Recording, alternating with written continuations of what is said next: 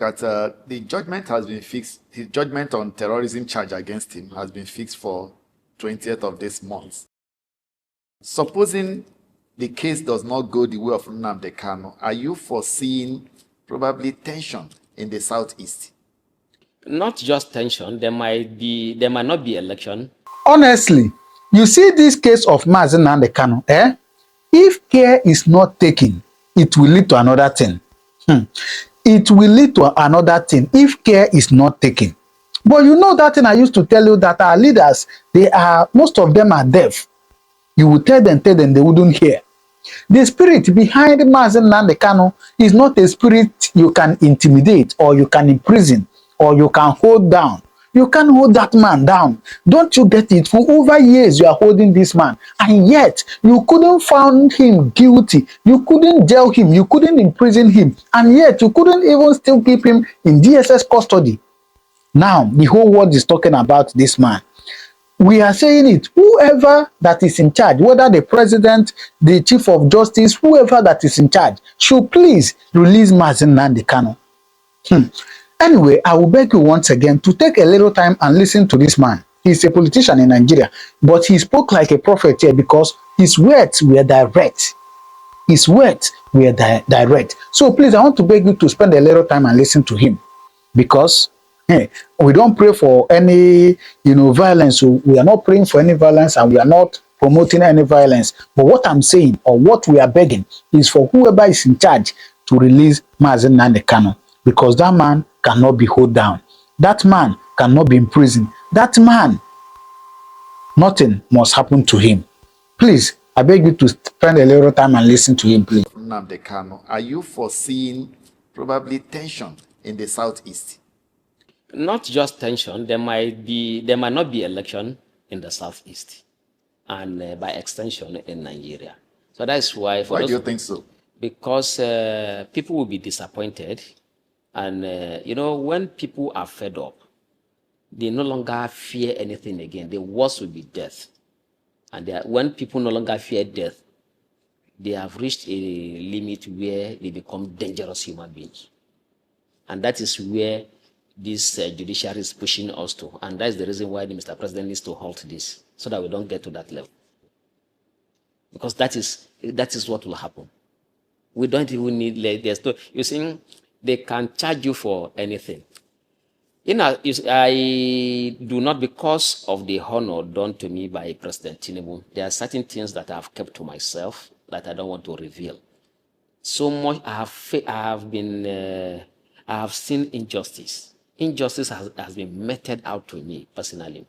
As at the time I was abducted, I was holding the hands of the former governor of Kano State, Malam Ibrahim Shekaru. The emir of Dutse, his representative, was behind. The former governor of Kogi State, Captain Idris Wada, was coming behind us too. It was in their presence I was by Benga Adeyeye, known as Aluta Pilot. And because they told them that I am an imam, one of them brought out alcohol and forced me to drink. And that was the first time I took alcohol. But there are so many things worse than what I have just said. I have kept that to myself because of the honor done to me by Mr. President. But if they don't release Nnamdi Kanu, we'll come out and tell the full story. All those that are involved will say it. Let them come and take my life too. So all of these things, they can charge anybody for anything. They brought out gun. Since I was born till this moment, people, the only thing they have ever complained about me is that ATIKU is stubborn. Nobody has ever accused me of even stealing or attacking anybody. I have not slapped anybody before. And let me even say that I want to exonerate the DG, because the DG, all the things they plan, they actually plan for me to be there throughout my tenure as NAN's president, so that their thug will take over. Ladoja Olushola, who hit me in the eye, and Yinka Dada, who is a former NAN's president, who stole my phone, with Olushola. How are you sure, the allegations you are making, how are you sure that they stole your phone? Since, did you see them with it? Is there any evidence to... They abducted me now. My phones were with me. They abducted me and took my phone. How am I? And I saw them and I also know them. I have known them before now. They stole Salahuddin Lukman asked me to put my pin. I put my pin. And then they took away my phones. This country, they can frame anybody up. And that's why I'm passionate about this Nnamdi Kanu's case, because they have done this to me. So if you say terrorism, I'll just say this. In short, anybody you say even is a criminal in this country, I don't even believe. Because I have never held gun in my hand. I have friends who are police, DSS, military. In short, I even have friends who are generals in the Nigerian army. Because I studied computer science, I know that when subjected to forensic examination, your hand, they can know whether you have held a gun before or what kind of gun before. So even if you keep it, I will not touch it. If the DG had carried out what they wanted, then maybe I would have been killed by now, or even after raising, I would have been assassinated. We need something that will work. I don't care if you like, bring all Yoruba, as long as the system will work, but they must be competent. If you like, bring all Igbos. Okay, why are we not complaining that the Super Eagles of Nigeria is dominated by Igbos? Okay, because we want to win, ba? Why are we not complaining? Because we want to win. If you want good results, look for the best people. The guy, you see that, or the operation in the DSS, they don't even have, they don't know how to gather intelligence at all. They are behaving as if they are combatant. Throughout my stay in DSS facility, every time they bring me out, only one man I was always afraid of meeting. And that's the deputy director in charge of investigation, because he is always very calm. I saw intelligence, very calculative. I said, Kai, I always fear him, but he will never shout. But others that used to shout, these ones, they don't have anything. They don't have, because they are always shouting. So when the only person I was always afraid of was the director, the deputy director in charge of investigation. And the time they allowed my family to come and visit me, my family stayed in his office. So I told, don't speak to that man. That man is too intelligent. Even movement, he will be able to know what is in your mind. If you are so, when they visited me, I said, even water, don't drink. If you greet him, don't say anything again. They waited for him for about 2 hours because they took me to hospital. Nobody spoke to him. Anything. I said, yes, don't talk to that man because he's the only intelligent man in the entire of DSS that I met. Those who are not courageous are not good to work with people. Those who are cowards. You see, acts of cowardice can be easily detected. When you see a man that vacillates from left to right, depending on the side that has immediate material satisfaction, such a man is a coward. You don't need such a man to work with you. Men who are not ready to make sacrifice, they are not fit to be in position of authority. It will be, President Tinubu is courageous. By discontinuing with this case, he will show Nigerians that he's a courageous leader. He's fearless. It's not that he doesn't have the power. He has the power. It's when you have the power to do and undo, but you restrain yourself. That is courage. All right, let's wrap up this way. What will you tell the president about the Southeast who feel that they need healing? The killings in the Southeast, how can we stop it? The people of the Southeast continuous complain about marginalization. How can we address this? What do you have to say to the president? The marginalization is real. And that is why I'm appealing. Well, first, release their son. They love him. And this same is their son, is their leader. They love him, they respect him. They want him released. He is the only person in the entire of the Southeast at the moment that can say, all of you, put down your weapons. Not with force. Okay, you have sent military there. They have not been able to achieve that. A man that can tell them to put down their weapons and they will listen to him, why will you keep him in custody? Those that are giving you contrary advice to what we are telling you now, they don't mean well. We want peace in the Southeast. These people will be able to help your government improve and also improve livelihood because they are hardworking. You don't, with this agitation, okay, during the last protest, even in the Southeast, all shops were closed. The roads were empty because of one man. Which governor do you think in the entire of the Southeast can command such respect? So release him. The marginalization is real. But President Tinubu, you are trying. I think one of the service chiefs is even from the Southeast. So give them, those who are competent. I'm not just saying give appointment because somebody is from Southeast. I don't want that at all. You have competent people from there. Bring them on board. Let all of us work together in the interest of national healing. You see, when I talk to my brothers in the north, they come and tell me, oh, do you know that Nnamdi Kanu that you're talking about, Nnamdi Kanu, they are the ones that killed Sardauna? I say, was it Nnamdi Kanu that killed Sardauna?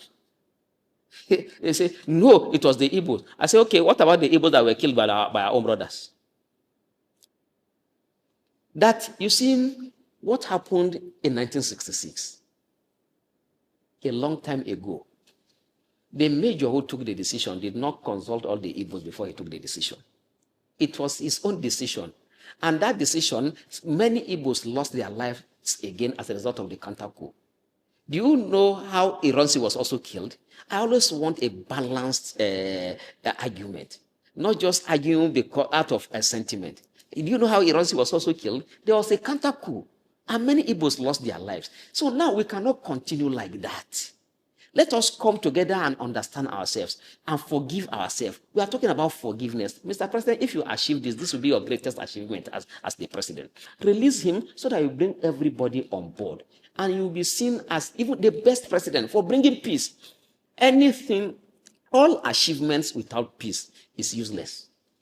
Okay, now, if you construct all the roads in Abuja and people are being killed, okay, what are those that will use make use of the roads?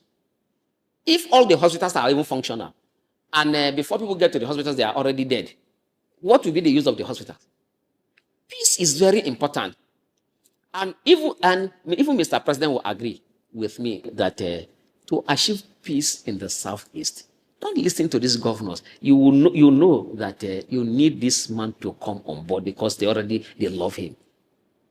Once people like, respect, and honor somebody, before you take that, whatever you say about that person, they will not agree. Let the person come to talk to them. That is my appeal. We are appealing to Mr. President.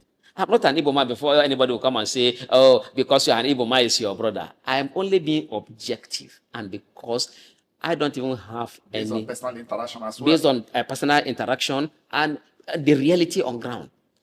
I don't have any place I can run to. This is the only country I have. I pray for this country. I pray for, in short, the president that I disliked the most was President Buhari. I was also praying for him to succeed because if his failure was also affecting me negatively. Nnamdi Kanu had no business being incarcerated this long. I say it, and I'm very, very vehement about it. Nnamdi Kanu has not committed the kind of sin or the kind of atrocities, the kind of constitutional infraction any Nigerian has committed. Now, you have people like Sunday Igboho, who was arrested with arms. Igboho is going about doing whatever he's doing. Now, you have several kingpins, whether they are bandits, whether they are terrorists, or whether they're anything they are called, they are free and going about their businesses. Nnamdi Kanu is simply expressing his constitutional and humanitarian right. And so to keep on caging Nnamdi Kanu or incarcerating him is not only a disservice to humanity, is also a great constitutional crisis that will come into this country. Let me take it from this point. So to keep on caging Nnamdi Kanu or incarcerating him is not only a disservice to humanity, is also a great constitutional crisis that will come into this country. Let me take it from this point. How do we explain a situation? A man who has stood up clearly that what he is fighting for is the marginalization, perceived marginalization of a certain set of people in this country. And it has a historical anecdote. Now, what is the historical anecdote? The certain people, the Igbo people of the Federal Republic of Nigeria, over the decades have been marginalized in this country. It is not a matter of allegation. It is not a matter of perception. It is something that is as strong, as visible, seen everywhere.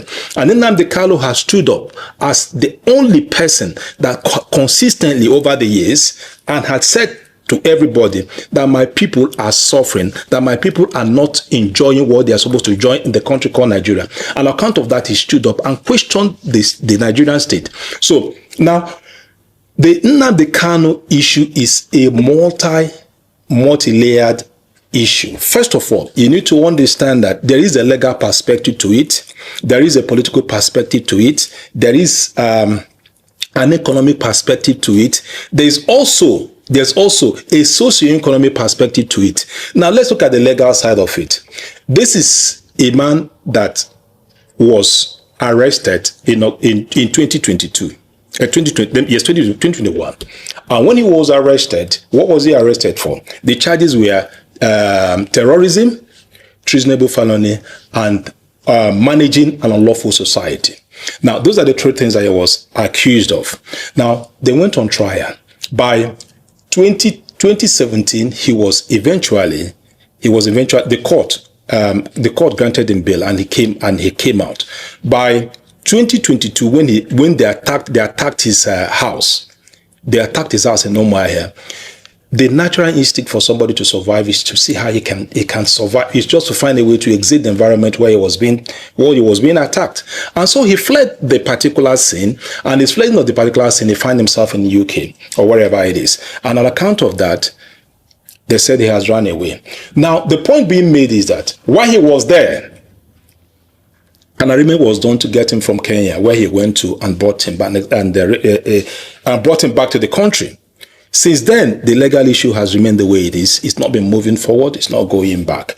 There has been a sustained effort directed not only directed by the state, but there's some political contending interests within the Nigerian state, within the Igbo elite, within the political class to keep to put Kanu down. So, in the helicopter view, the Kanu phenomenon, the Kanu issue, is one issue that can consume the Nigerian state if it is not well managed. It is beyond the rhetorics we keep on talking about. The Kanu issue is an exemplary issue to show how we can manage a country.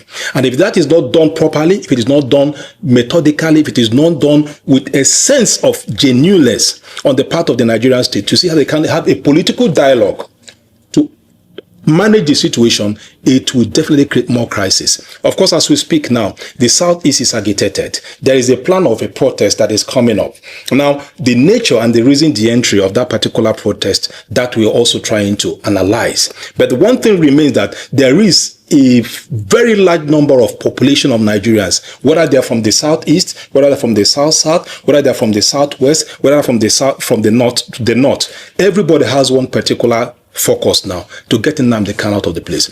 Then you ask yourself, why is it now that the whole focus, the attention is for Nnamdi Kanu to come out? Is it for the purpose of securing a political capital? That is the question we need to ask ourselves. Why would it be at the timing now that is happening? Well, whatever timing it is, we're all interested. What we're interested in is Nnamdi Kanu should be left off hook and let him rejoin not only his family. He has a right, because as we speak, his health is bad and he has to go and take medical treatment wherever it is. So finally, regarding Nnamdi Kanu, my position is Nnamdi Kanu has not committed any sin which all the terrorists in this country have committed. Nnamdi Kanu is not as worse as Sunday Igboho. Nnamdi Kanu is not as demonic as the line of terrorists that are lined up in the north.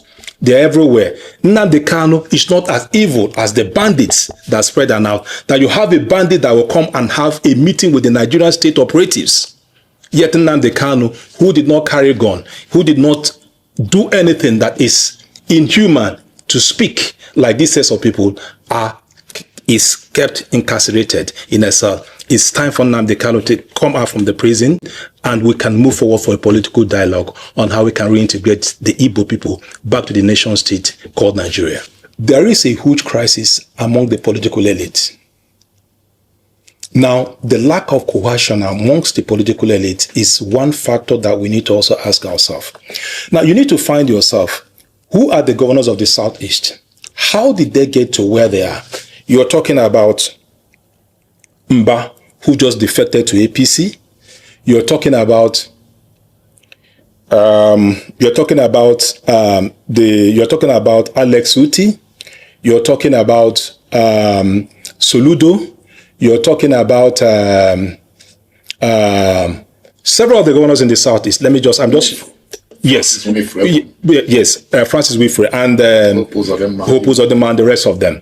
Now, if I ask you one particular question, in yourself, based on the assessment of all that has happened, do you think that Hope Uzodinma would support the release of Nnamdi Kanu? There's no way he will support it. Why do you think so? Why I think so is because before his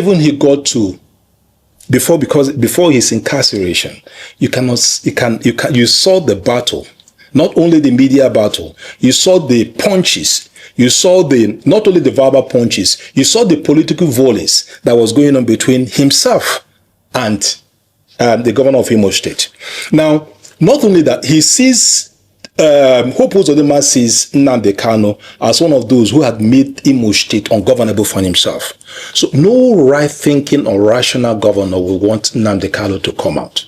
But it is time to understand that this is a statesman. I am now a statesman that governs a people, and these parochial things should not be features or factors that I should look into, but rather it should be things I will consider in a broader perspective. So to your question, why is it that people like Hope Uzodinma, who is a governor, will not want Nnamdi Kanu? I have just addressed that. He will not want because that time he made it in a way that it becomes very uncomfortable for him to govern the state. So Hope Uzodinma said.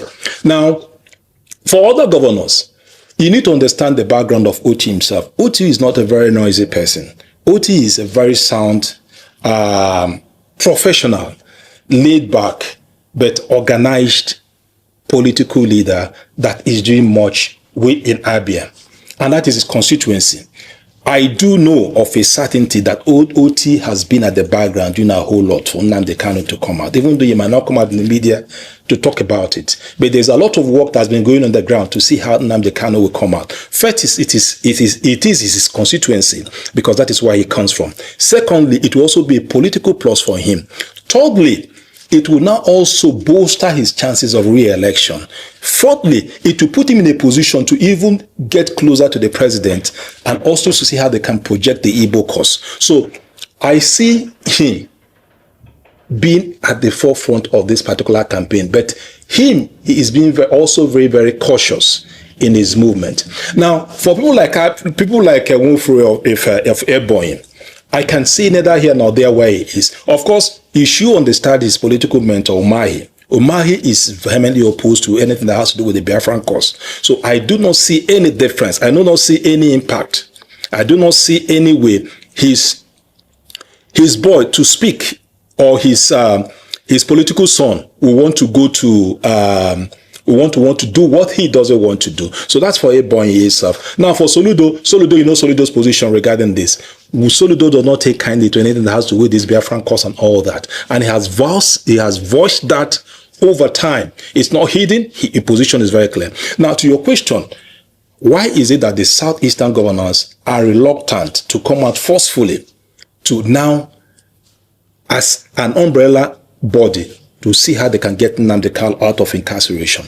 The answer simply is this: everybody is scared of his position of governor, and that how impact on him either during his re-election or their continual governance of the particular state. That is the reason. They're just being selfish about it, and that's why it's time. Well, the first thing I have to say is that I said at the time, and this was what got me into serious trouble, because they felt that by making such statement, in fact, it was singled out.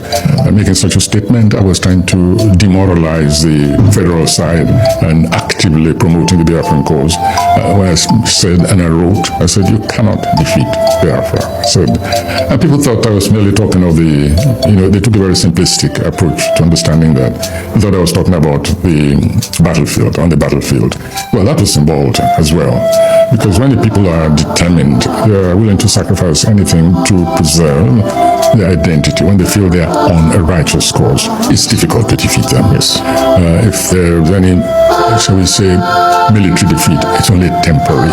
The real issue remains unsolved. I mean, that's a lesson of history all over the world. Yes. And so when I made that statement, I was saying to Biafra, that notion, that concept, and all that it involved, both antecedents and the present, and also, in fact, including the future, seeing what the people who are determined to go on their own, seeing what they could become. That is part and parcel of the cause. And when you have that kind of binding combination of different causes, it's very difficult to defeat them. And so Nnamdi Kanu represents that concept. He is one of the younger generation who inherited a burden of defeat, of resentment, and a determination, in their view, not to make the mistakes of even their predecessors. They have a new will, they have a new... for me, it's just counterproductive. Yes. I want to talk about literature, prof, and education. Obviously, you won the Nobel Prize for Literature, the first African, I believe, to have won that prestigious prize. And looking at where our standard of education is now, we're talking in the car coming here, how it's dropped so far. What would you say, how would you describe it today, and how do you think we can solve it? How can we get better universities, better lecturers, a more engaging student group? How can we come back again to where I believe, according to you, we were before in the past when it comes to our education standards? It requires a whole revamp of our mentality. The idea that you can rush people through a course and at the end give them a certificate, dealing with using the yardstick of quantity rather than quality, that has to be expunged. In fact, it's not the school, it's not the pupils and the students who have to be re-educated first. It's the teachers themselves. They have to totally abandon this idea that education is perfunctory and go back to those early times when education was educating the entire person. Not education by rote, memorize and pour things down, regurgitate whatever is put in your head, but exposing young people to experience. Kanu was in court. Was what? Was in court today. So we really want to know what's your position? His case is pending in court. Yes. I cannot comment on pending proceedings. Okay. I cannot comment on pending proceedings. You understand me? For like you said, the case was in court today. All I can do for me is that is a matter that should be sorted out outside the courtroom. For me, it's a political case.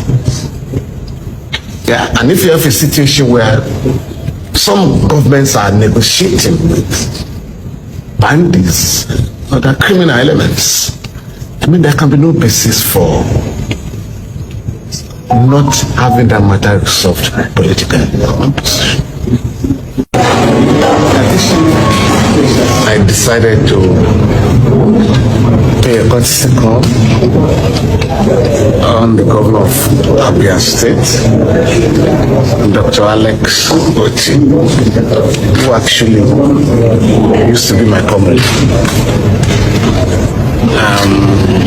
We maintain a relationship, and it wouldn't be proper if I didn't inform His Excellency that I'm in his state. As they say in my place, you don't pass through the upper palace without saying, without paying your obeisance.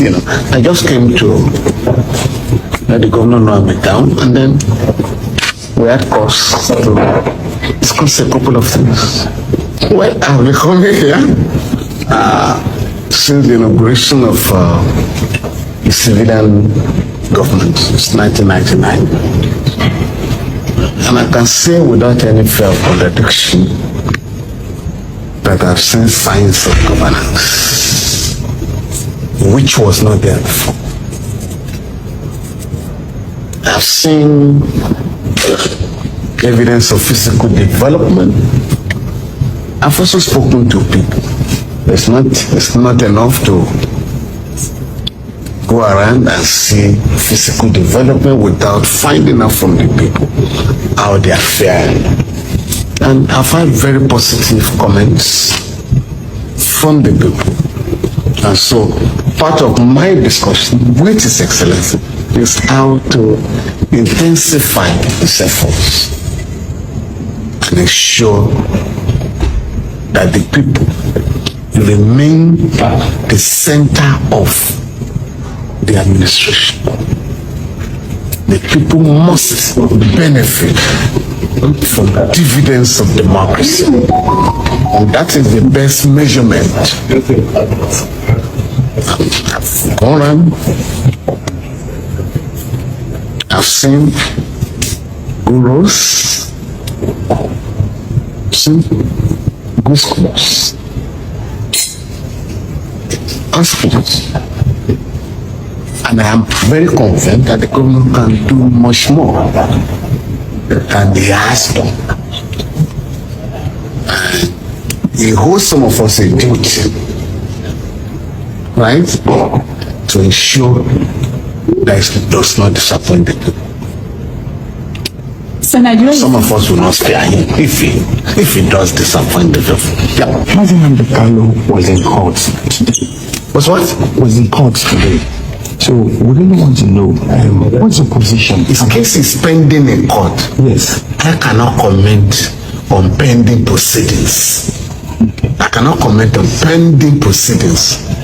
You understand me? Because like you said, the case was in court today. All I can do for me is that is a matter that should be sorted out outside the courtroom.